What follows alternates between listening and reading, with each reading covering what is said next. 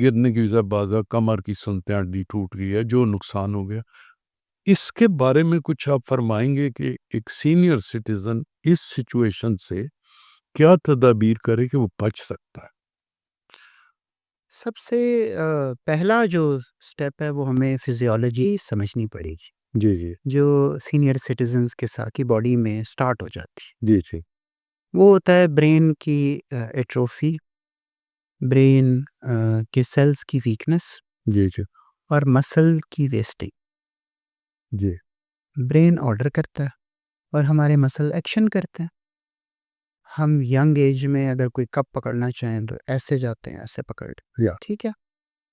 Old age میں 2-3 brain میں ایسی چینجز آ جاتی ہیں سینائل لوگوں میں، سینئر سٹیزنز میں، جسے ڈیمنشیا اور الزائمرز کی بیماریاں، بھولنے کی بیماری، چیزوں کو پوری طرح نہ سمجھنے کی بیماری۔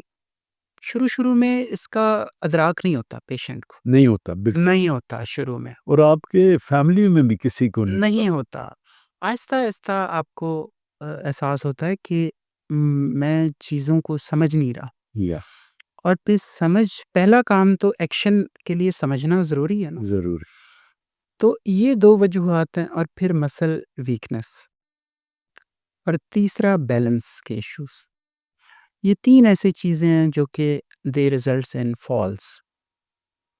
سٹیپ مس ہونا، سمپل سٹیپ مس ہو جاتا۔